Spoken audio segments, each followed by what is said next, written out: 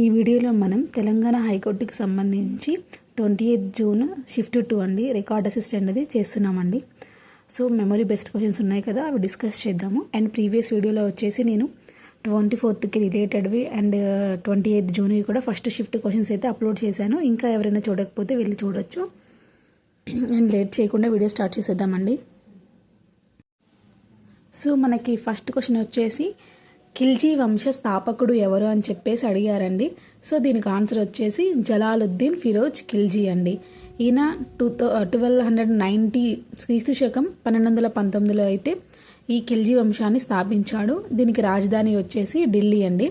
And Khilji వంశానికి ముందు వంశం వచ్చేసి మామ్లుక్ వంశం అండి. దీన్ని మనం బానిస వంశం అని కూడా అంటారు. ఖిల్జీ వంశం తర్వాత వంశం వచ్చేసి తుగ్లక్ వంశం అండి. అండ్ ఈ ఖిల్జీ వంశంలో అత్యంత ప్రసిద్ధ పాలకుడు ఎవరంటే అల్లావుద్దీన్ ఖిల్జీ అండి. అండ్ చివరి శక్తివంతమైన పాలకుడు వచ్చేసి కుతుబుద్దీన్ ముబారక్ షా అండి. అండ్ నెక్స్ట్ క్వశ్చన్ వచ్చేసి 2025 ఐసీసీ మహిళా క్రికెట్ ప్రపంచ కప్ ఫైనల్లో భారత్ ఏ జట్టును ఓడించింది అని చెప్పేసి అడిగారండి. దీనికి ఆన్సర్ వచ్చేసి దక్షిణాఫ్రికా మహిళల జట్టును అయితే ఇండియా ఓడించింది. 52 రన్స్తో అయితే ఇండియా ఓడించడం జరిగిందండి. సో ఈ మ్యాచ్ వచ్చేసి మనకి నవంబర్ 2, 2025 అయితే జరిగింది. అండ్ ఇది వచ్చేసి ఎక్కడ జరిగిందంటే డివై పాటిల్ స్టేడియం నవీ ముంబైలో అయితే జరిగిందండి. అండ్ నెక్స్ట్ క్వశ్చన్ వచ్చేసి కుతుబ్ షాహీ వంశపు చివరి పాలకుడు ఎవరని చెప్పేసి అడిగానండి. దీనికి ఆన్సర్ వచ్చేసి అబుల్ హాసన్ కుతుబ్ షా. దీనికి బిరుదు వచ్చేసి తానాషా అనే బిరుదు అయితే ఉందండి. అండ్ నెక్స్ట్ క్వశ్చన్ అమర్నాథ్ యాత్ర భద్రత కోసం ప్రారంభించిన ఆపరేషన్ పేరేంటి అని అడిగారండి. సో ఈ ఆపరేషన్ వచ్చేసి ఆపరేషన్ శివ అండి. నెక్స్ట్ క్వశ్చన్ జాతీయ న్యాయ సేవల దినోత్సవం ఎప్పుడు నిర్వహిస్తారని చెప్పేసి అడిగారండి. సో దీని ఆన్సర్ వచ్చేసి నవంబర్ 9. నెక్స్ట్ భూమి గోళాకారంలో ఉందని మొదటిగా చెప్పిన వ్యక్తి ఎవరని చెప్పేసి అడిగారండి. దీనికి ఆన్సర్ వచ్చేసి ఫైదాగరస్. అండ్ నెక్స్ట్ ఇటీవల మరణించిన జస్పాల్ రాణా ఏ క్రీడకు చెందిన వారని చెప్పేసి అడిగారండి. ఆయన వచ్చేసి షూటింగ్ క్రీడ పిస్టల్ షూటింగ్కి అయితే సంబంధించిన ఆయన అండి. ఈయన 2026 జూన్ 12న వచ్చేసి ఆయనకి 49 ఇయర్స్ అప్పుడైతే హార్ట్కి సంబంధించిన ప్రాబ్లంతో అయితే మరణించారండి. అండ్ నెక్స్ట్ భారతదేశపు తొలి అణు రియాక్టర్ ఏదని చెప్పేసి అడిగారండి. దీని ఆన్సర్ వచ్చేసి అప్సరా అండి. ఇది 1956లో అయితే స్టార్ట్ చేశారు. భారతదేశానికి సంబంధించిన అణు రియాక్టర్ అయితేనేమో అప్సరా అండి 1956. అండ్ ప్రపంచంలో తొలి అణు రియాక్టర్ ఏదంటే చికాగో 5 అండి. చికాగో 1 అనేది ప్రపంచంలో తొలి అణు రియాక్టర్ అండి. అండ్ నెక్స్ట్ క్వశ్చన్ వచ్చేసి జోజిలా కన్మా ఏ పర్వత శ్రేణిలో ఉందని చెప్పేసి అడిగారు. దీనికి ఆన్సర్ వచ్చేసి మనకి గ్రేట్ హిమాలయ పర్వత శ్రేణి, గ్రేట్ హిమాలయన్ రేంజ్లో అయితే ఉందండి ఇది.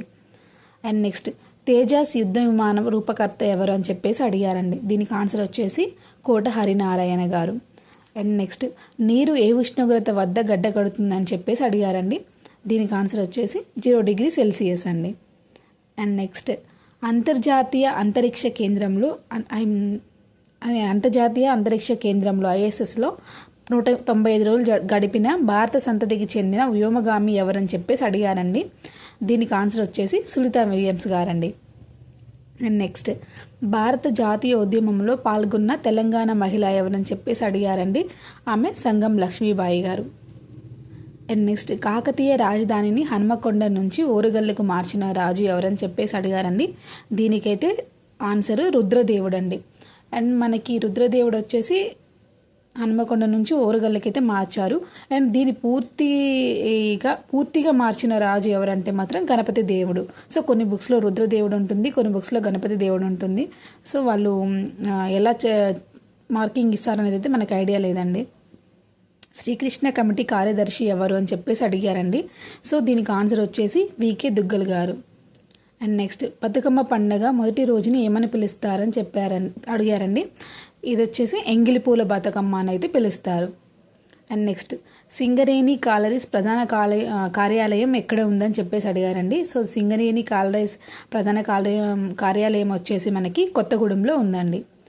అండ్ నెక్స్ట్ తులసీదాసు సమకాలికుడు ఎవరని చెప్పేసి అడిగారండి. సో దీని ఆన్సర్ వచ్చేసి అబ్దుల్ రహీం ఖానా అండి. అండ్ నెక్స్ట్ అభిజ్ఞాన శాకుంతలం రచయిత ఎవరని చెప్పేసి అడిగారండి. దీనికి ఆన్సర్ వచ్చేసి కాళిదాసు. ఆల్రెడీ ప్రీవియస్ షిఫ్ట్లో షేక్స్పియర్ అని ఎవరిని అంటారని కూడా అడిగారండి. దానికి కూడా ఆన్సర్ కాళిదాసు. సో కాళిదాసు సంబంధించి షిఫ్ట్ 1లో ఇచ్చారు, షిఫ్ట్ 2లో కూడా ఇచ్చారండి.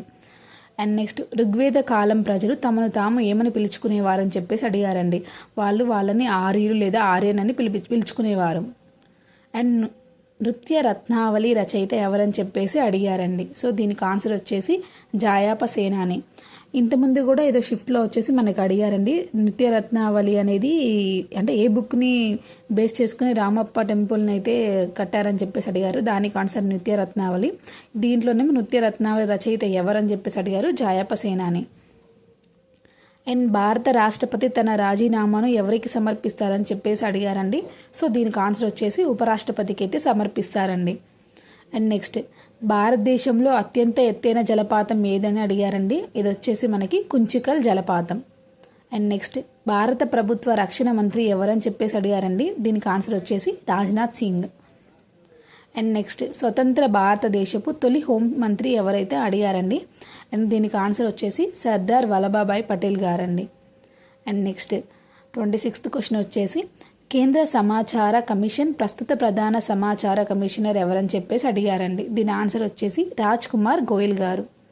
అండ్ నెక్స్ట్ 27 వచ్చేసి శాతవాహనుల్లో గొప్ప రాజు ఎవరని చెప్పేసి అడిగారండి. దీని ఆన్సర్ వచ్చేసి Gautamiputra Satakarni. And next 28 question వచ్చేసి వాస్కోడి గామా 1498లో భారతదేశంలోని ఏ ప్రదేశానికి చేరుకున్నాడని చెప్పేసి అడిగారండి. ఇది వచ్చేసి కోలికోడ్ అండి. ఆ ప్రదేశానికి అయితే ఆయన 1498లో అయితే చేరుకున్నాడండి. నెక్స్ట్ ఇప్పుడు కాలికట్, అది అప్పట్లో కప్పడని పిలిచేవారు. అండ్ రాష్ట్రపతి పాలన ఏ అధికరణ ప్రకారం విధించబడుతుందని అడిగారండి. సో దీని ఆన్సర్ వచ్చేసి ఆర్టికల్ 356 ప్రకారం అయితే మనకి రాష్ట్రపతి పాలన అయితే విధిస్తారండి. అండ్ నెక్స్ట్ డ్యూరాండ్ కప్ ఏ క్రీడకి సంబంధించిందని చెప్పేసి అడిగారండి. ఫుట్బాల్కి సంబంధించిందండి డ్యూరాండ్ కప్ వచ్చేసి. అండ్ నెక్స్ట్ రెండవ పానిపట్టు యుద్ధం ఎవరి మధ్య జరిగిందని చెప్పేసి అడిగారండి. దీనికి ఆన్సర్ వచ్చేసి అక్బర్కి మరియు హేముకు మధ్య అయితే జరిగిందండి. అక్బర్ వచ్చేసి బైరం ఖాన్ నాయకత్వంలో అక్బర్కి మరియు హేముకు మధ్య అయితే రెండవ పానిపట్టు యుద్ధం జరిగిందండి.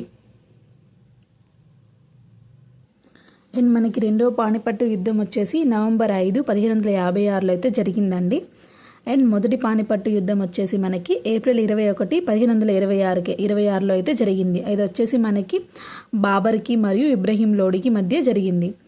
అండ్ మూడవ పానిపట్టు యుద్ధం వచ్చేసి మనకి జనవరి 14, 1761లో అయితే జరిగిందండి. అండ్ ఇది వచ్చేసి మనకి ఆఫ్ఘన్ ఫోర్సెస్ యొక్క నాయకుడు అహ్మద్ షా అబ్దాలీకి మరియు మరాఠా ఎంపైర్కి మధ్య అయితే జరిగిందండి. అండ్ మనకి నెక్స్ట్ క్వశ్చన్ వచ్చేసి ఇటీవల కేరళంగా పేరు మార్చిన రాష్ట్రం ఏదని చెప్పేసి అడిగారండి. దీని ఆన్సర్ వచ్చేసి కేరళ అని అయితే కేరళంగా అయితే పేరు మార్చారు. అండ్ నెక్స్ట్ 1925 భారత జాతీయ కాంగ్రెస్ సమావేశానికి అధ్యక్షులు ఎవరని చెప్పేసి అడిగారండి. 1925 ఐఎన్సీ మీటింగ్కి అధ్యక్షత ఎవరు వహించారని చెప్పేసి అడిగారండి. దీనికి ఆన్సర్ వచ్చేసి సరోజినీ నాయుడు. అండ్ నెక్స్ట్ ఏం అడిగారంటే రాజ్యాంగ పీఠికలో సామ్యవాద, లౌకిక, సమగ్రత, సోషలిస్ట్, సెక్యులరిజం అండ్ ఇంటిగ్రిటీ అనే పదాలను ఏ రాజ్యాంగ సవరణ ద్వారా అయితే ప్రియాంబుల్లో చేర్చారని చెప్పేసి అడిగారండి. సో దీనికి ఆన్సర్ వచ్చేసి 42వ రాజ్యాంగ సవరణ. అండ్ నెక్స్ట్ 2026లో వైద్య రంగంలో పద్మశ్రీ పొందిన తెలంగాణ వ్యక్తి ఎవరని చెప్పేసి అడిగారండి. దీనికి ఆన్సర్ వచ్చేసి డాక్టర్ గూడూరు వెంకట్రావు గారికి అయితే మనకి వైద్య రంగంలో అయితే పద్మశ్రీ పొందారండి తెలంగాణ నుంచి. అండ్ 2025 ఆర్థిక శాస్త్రం నోబెల్ బహుమతి ఎవరికి వచ్చిందని చెప్పేసి అడిగిందండి. ఎకనామిక్ సైన్సెస్లో ఎవరికి వచ్చింది 2025లో అని చెప్పేసి అడిగారండి. దీనికి ఆన్సర్ వచ్చేసి Joel Mokyr, Philippe Aghion, Peter Howitt. So ఇది ప్రీవియస్ షిఫ్ట్లో కూడా అడిగారండి సేమ్ క్వశ్చన్. అండ్ నీలి విప్లవం, బ్లూ రెవల్యూషన్ అనేది ఏ పంచవర్ష ప్రణాళికలో ప్రారంభమైందని చెప్పేసి అడిగారండి. సో ఇది వచ్చేసి 7వ పంచవర్ష ప్రణాళికలో అయితే భాగమైందండి.